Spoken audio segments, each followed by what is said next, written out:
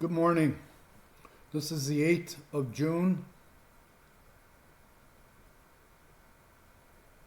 2024.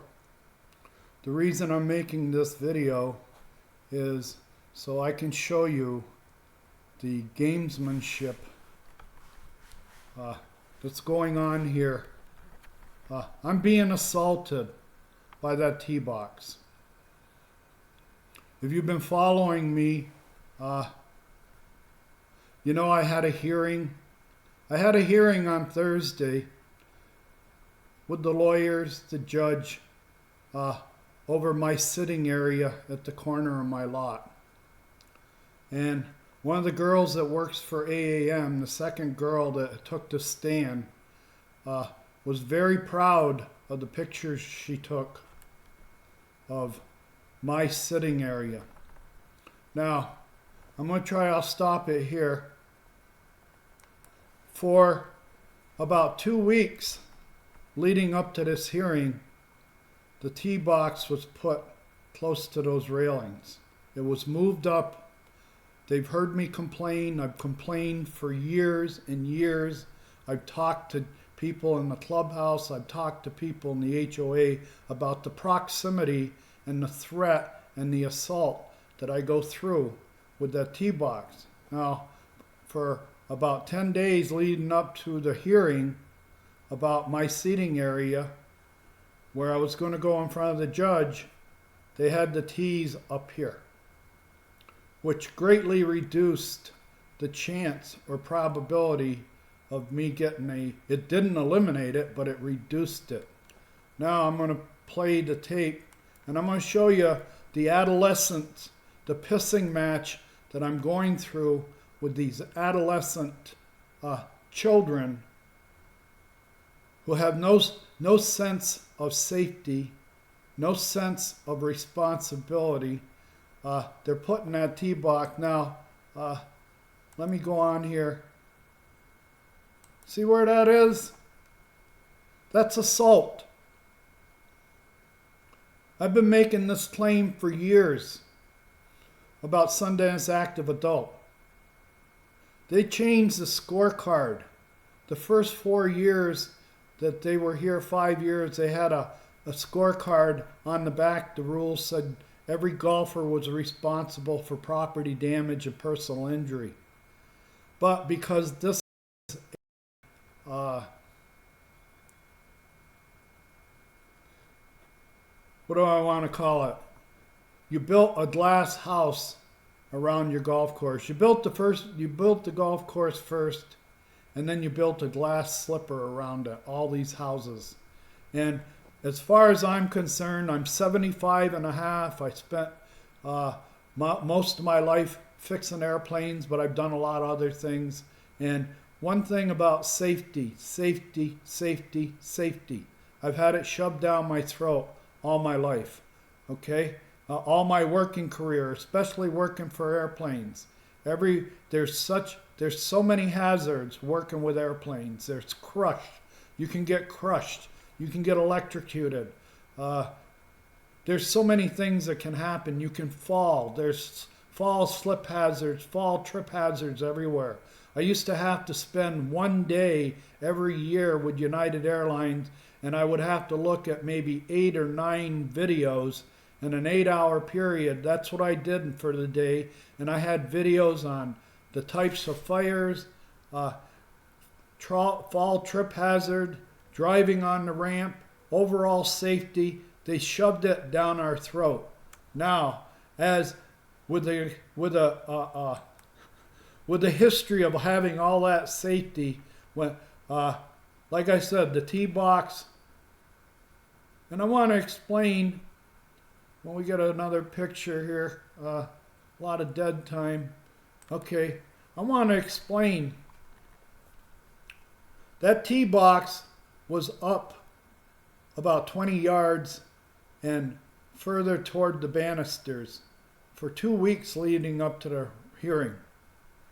And as soon as the hearing was over, the hearing was on Thursday. On Friday morning, this tee box was back here. It's Saturday morning, 2 days after the hearing. They feel they have won. They've won the injunction with sleight of hand. I worked in the casinos, and we used to have a term, they dealing seconds. Deal seconds. The dealer was so skilled that they knew what the next card was going to come off, and it was a card that was going to help the player. They had enough skill that they could deal him the next card off the top of the deck as a second. Well, I got dealt seconds in that hearing the other day. I wasn't allowed to talk. I wasn't allowed to expand past, but I interviewed one of the ladies that works for AAM. She's the compliance coordinator now. She's only been doing it for about 3 or 4 years. I've been here 19 years. This compliance coordinator, I don't know how much training she has, if she has any college, what qualifies her for being a compliance coordinator. But this compliance coordinator, she more or less admitted on the stand that when she got hired, she did audits. She went through and did audits of people's yards. And whatever the yard was, no matter how long it had been that way, whether it had been like my yard, she's written up that I have to put a tree in my front yard. My front yard, I tore it up 3 or 4 times. It's got the old plastic black plumbing, 1/2-inch black plumbing in it. The tree that was originally there, we had a terrible storm, windstorm in 2012, in September of 2012, that snapped that tree in half. So I never replanted it. And I've done a ton of work because my house was built out of compliance and they lowered the finished floor elevation. It affected the drainage to the street.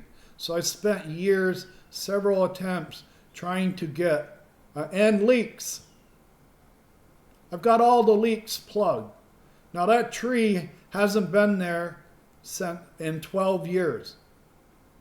I planted another tree a few years later and they wrote it up because it wasn't staked. So I took it down.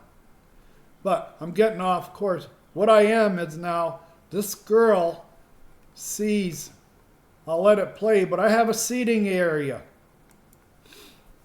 In the last 19 years, my yard has probably received thousands and thousands and thousands of golf balls right from that spot.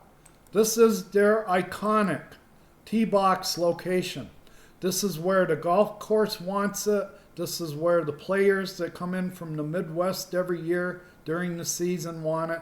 They all want it back there. Well, what that means for me is I'm being assaulted. If anybody's ever worked in law enforcement, look up assault. You know what assault is? Assault is when you threaten someone. All you have to do is threaten someone and you're going to be charged with assault. This is a threat right here. I've sent videos. I've sent videos to the clubhouse and to the HOA of golfers right from there putting balls in my yard and hitting the houses up here, and it does no good. The golf course, which motivated the lawsuit against me, they motivated it. The ladies were offended. The first day I put chairs on the corner of my lot, they were offended. They didn't have their ladies' tee box all to themselves anymore. They felt I was eavesdropping. I was sitting on my yard. I'm sitting on my yard, and here's what they wrote up. So far, I've got $60,000 worth of fines and a lawsuit against my little sitting area. And the reason I have it is because if I don't elevate the seating area and I sit down at the level of the property line, there's a hill between me and the tee box. If I'm sitting out there on my property line, which I have a right to do, I can't see the ball because there's a hill. While they were mutilating track day 20 years ago, they put a huge amount of dirt between me and the tee box to keep water off the course. Well, if I sit at the property level that they want me to remove that hill, then I can't see a ball hit from there. If I'm sitting on the corner of my lot, and I remove that hill and I go down to ground level where you want me to do it, from there at ground level, when the ball is hit from that tee, I can't see the ball through the air because of that large mound of dirt that sits between my corner. And I have a right to sit on my yard. Now, and one of the last things that the lawyer had me do was read all the restrictions that I supposedly signed 20 years ago when I bought the house. And those restrictions, you can't do anything to your yard. Basically, when you sign that list of restrictions, you can't put bird baths, you can't do this, you can't do that. Everything has to be approved. Basically, you're signing away your yard. You're saying any possession, any thought that I possess this yard and I'm free to do whatever I want to it as far as decorating it, planting it, putting anything out there, you're signing and you're agreeing to, I don't own this yard. The golf course and the HOA own this yard because I can't touch it. Not only can I touch my yard or do anything without getting a fine, I'm also a target. Now this little seating area, the reason I raised it up is so that I can see the ball from the time it leaves the tee box, leaves the tee, until it gets to me up here on the corner. Okay, we'll play it again, but if you make me get rid of all those sandbags, and the reason they're there is to keep golfers off my property.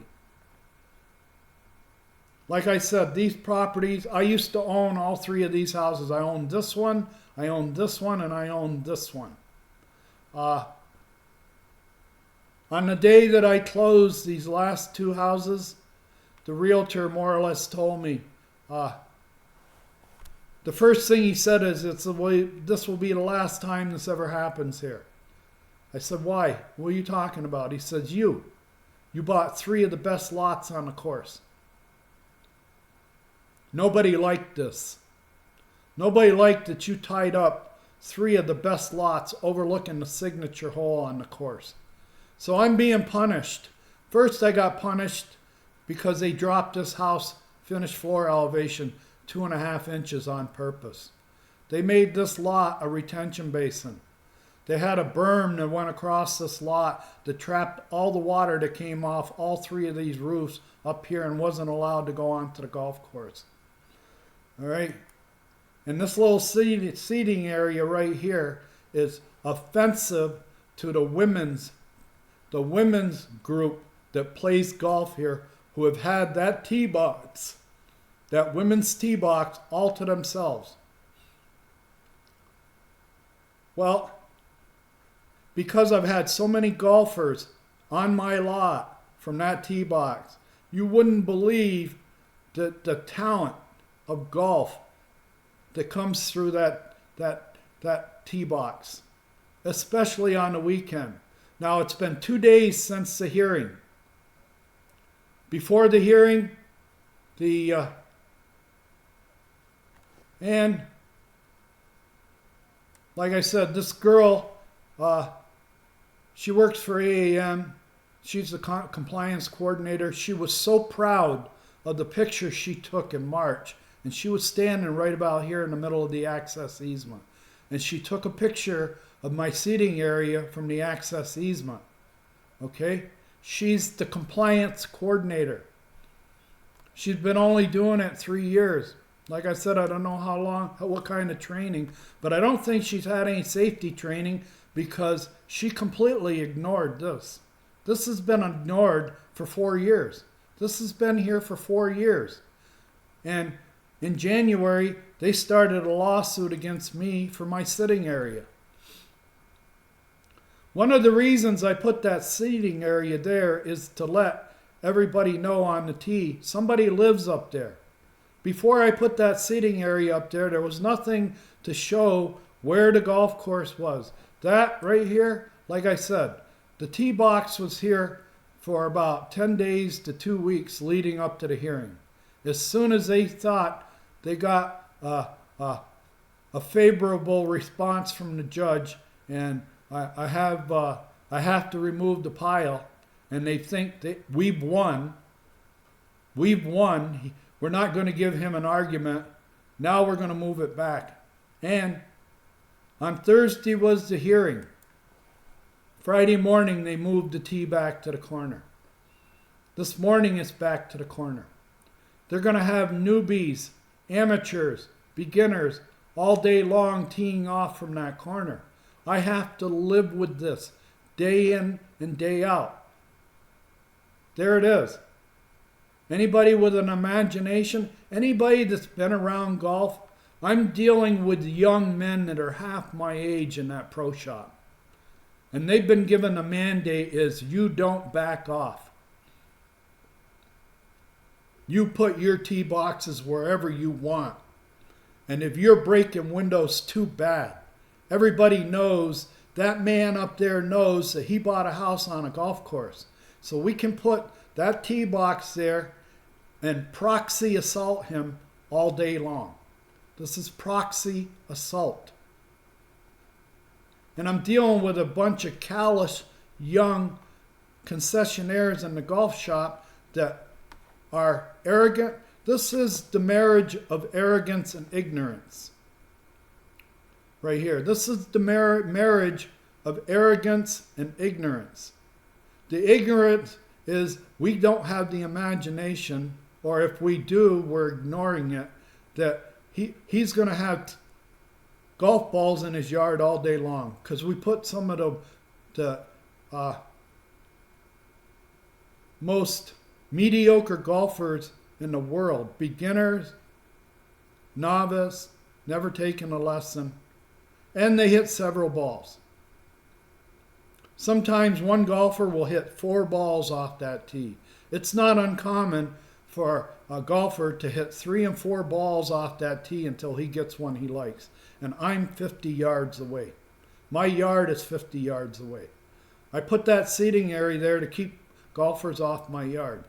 But I'll end here. I don't want to get too verbal, but this is 2 days after the hearing. And the golf shop, the HOA, the lawyers involved, they feel that, I guess, the judge has complied and that I'm going to be ordered to remove my seating area and all them sandbags that I put there so that I can see the ball. But I'll take a video. When I get it all done, I'll take a video and I'll sit right down where at the level that you want me to sit. And I'm not going to be able to follow that ball from the tee. If I'm sitting down at where this plant is, and I'm sitting down there, that hill between me and the tee box, I won't be able to see the flight of the ball. If it comes at me and it's going to hit me in the head, I'm never going to see it because there's a hill, a large berm between me and the tee box. The reason I elevated this is so I could see the ball all the way from where it's teed all the way to me. The lawyer asked me, this lawyer that's half my age, at the end, he said, well, if you know you're going to be hit by golf balls, why are you sitting out there anyway? He was grasping for straws. He said, let me repeat, if you know you're going to be hit by golf balls all day, why are you sitting there? Well, he more or less admitted, you do get hit by golf balls all day. I'm making a statement that you're sitting out there, you shouldn't be sitting there because you have golf balls going in your yard all day. Why are you sitting there if you know you're going to get hit by a golf ball? because I own my property. I have a right to sit on my property. There's all those restrictions, those 30 items of restriction or 50 or whatever that I can't do to my yard without permission. I do have permission to sit on my property line and look at the golf course. But if I drop these seats 2 feet, I'm not going to be able to see the ball when it leaves the tee. When the golfer strikes the ball, if I'm sitting here, I've got a mound or a berm of dirt that I can't track that ball until it gets on top of me and hits me in the head. Now I have a right to sit here. I didn't buy this lot to hide inside the houses all day because of golf balls flying in my yard. That lawyer, when he asked me that question, more or less admitted, yeah, you have golf balls coming in your yard all day. Why would you sit out there if you know you have golf balls in your yard? That's the oxymoron of the question. I'm going to stop now. Hopefully somebody out there who has a lot of golf experience. I got 60 years of golf experience. And I've got 30 years of safety training. For one thing, that ditch is there. She was so proud of taking pictures. She was only like 25, 30 feet from where that crevice is. She never took a picture of that. And she's the new compliance coordinator. They turned everything over to her. When I asked her who goes out and inspects now, it used to be a number of people. She goes, I'm the inspector now. I'm the inspector. I do it all. What's the first thing you did? Well, I know every yard has to have a tree in it, so I did an audit. And I asked her, if my house hasn't had that tree, and for 5 years, every time I get an invoice, nothing is mentioned about the tree, and because they have a personnel change, they put you in charge of it, and the first thing you're going to do is an audit. She told me, she goes, I know there's supposed to be a tree in everybody's yard, and I saw there wasn't one in yours, so I wrote up your yard. She doesn't have the ability to reason, and I'm not going to be able to reason with her that I finally got all the leaks fixed in the yard. I fixed the drainage. I fixed the leaks. I have a special covering on the yard. After I fixed all the leaks and I fixed the drainage, I covered the whole yard with landscape fabric. And then I put stone that I had sifted. I had sifted all the pebbles and sand down, and I had coarse stone I put on top of the landscape fabric. She's going to make me redo all that. This person with 3 years, she's been here 3 years. I've been here 19. I've been getting bills, invoices for years. Nothing ever mentioned about that tree being missing in the yard. Everybody let it go. But when she got hired to make a name for herself, she's going to do an audit of everybody's property. And if she sees anything on anybody's property that she doesn't like, she's going to go do the research, like the wind chimes. I never applied for wind chimes. Who would be stupid enough? First of all, wind chimes weren't on the list. And they have a coverall statement. They go yard art. Anything that they don't have on that list that they have problems with, they put it under the category of yard art. That's what my wind chimes are. Those wind chimes have been hanging from there for 20 years. Almost 20 years. Between 15 to 19 years. The lighthouse has been here for 19 years. I bought it the first year I was here. All right. All this stuff never got written up because they didn't have a compliance coordinator who was doing audits. The first thing she did to make a name for herself was do an audit. And she took a picture of she was so proud of that picture she took. I said, when did you take it? She says, in March.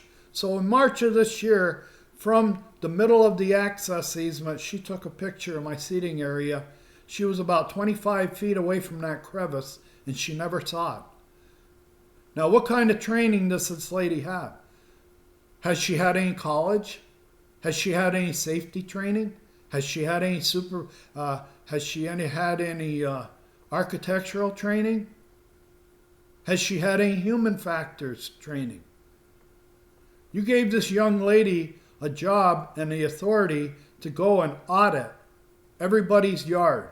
And whatever she didn't like, she went back, and if I didn't apply for it, I'm automatically going to get a letter in my file. This is what an HOA in a golf course is. It's bad enough being in an HOA with all the ego that is involved with the HOA. We're talking ego. These people sabotaged my lot 19 years ago, and they're so upset that I found out. I'm making videos. I've told the judge. The judge wouldn't let me talk. I talked more than I said more than I thought I was ever going to say, but whenever I got to a critical part where I had the Caroline Clinton in one part, she improved my gutters in October, and then just before Christmas she sent me a letter that I had to repaint all my gutters after they'd been approved for the paint job that was on them. She approved it 6 weeks earlier, but just before Christmas, she sent me another letter to repaint my gutters. Just before Christmas. I couldn't ask her that question in court. Every time I got to a sensitive area where I could put the AAM and the HOA board on the spot, the judge stepped in and said, "You're out of the scope of the lawsuit. We have to get back to the lawsuit. You can't allow her. I can't allow you to go there." This happened for 3 hours. He gave me a lot of latitude. He let me talk. Like I said, I said more than I thought I was ever going to be able to say. But whenever it got to a critical area where they had more or less done something to me that wasn't right, he wouldn't let me ask that question to her. He would interrupt my cross-examination. Now this little girl, I don't know if she's a local Buckeye girl. How much education has she ever been to college? Has she ever taken a safety class? I don't think so, because that picture, all she was worried about was the picture of my little seating area here. She completely missed. And she also admitted, I said, "Well, how often do you inspect from the golf course?" She says once a month, about once a month, a couple times a month. Well then, if you're inspecting from the golf course and you do it a couple times a month, you drive by that crevice, that trip fall hazard, that ditch that's only 50 feet away from my seating area, and you never write that up. That ditch has been there for 4 years, and it keeps getting bigger with every storm. Thank you for listening.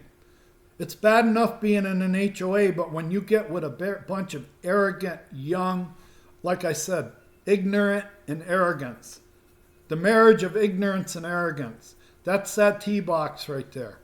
We don't care if we break your windows. We don't care if we put people in your yard. Okay?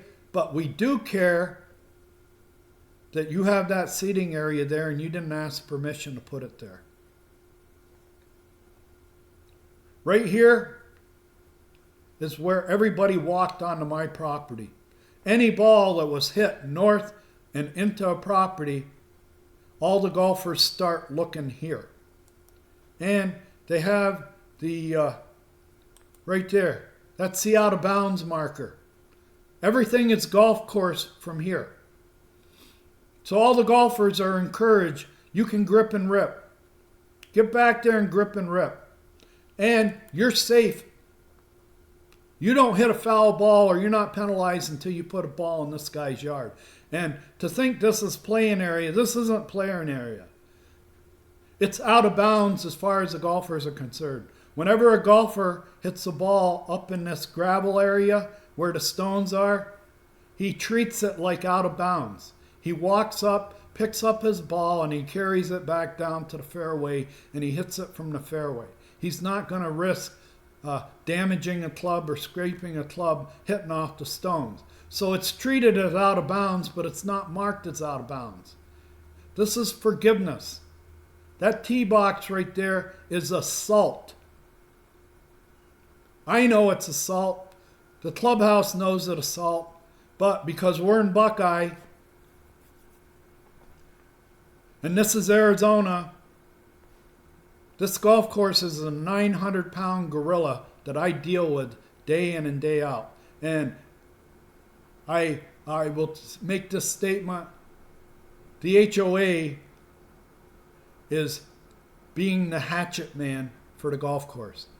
The ladies' club, the first day that I was sitting out there, they kept taking pictures of me. What are you doing up there? Some of them even asked me, why are you up there? What are you doing up there? I'm sitting on my property. I paid good money for this property. I have a right to sit on it. If you're going to put your out of bounds marker right on my property line, and I should be able to sit on my property line, and I should be able to track the ball from the tee here. When that ball is teed up here, and if he hits a low worm burner, if he hits one low, a lone line drive, and it's heading right for my yard, and I'm sitting down lower, 2 feet lower, I'm not going to see that ball for the first 30 or 40 yards of its flight because I've got a berm between me and the ball. At least being up in the air now, I can see the ball, the entire flight from the way when it leaves the club until it crosses over my head into my yard. At least I can see it coming. Thank you for watching. Don't ever buy a house in an HOA that's on a golf course. I used to love the game of golf. I truly loved it. I don't love it anymore. I've been burned by it. I get burned by it every day. I get assaulted by golf every day. And when they break a window, I have to pay for it. And heaven forbid somebody would get hit up the head by the side of the head with a golf ball because they might sue me. You never told me that I was going to get hit by a golf ball. I have to tell everybody. I can't do anything out here without telling everybody. When we're out here, if there's somebody on that tee box, turn and watch the guy hit the ball. Thank you for listening.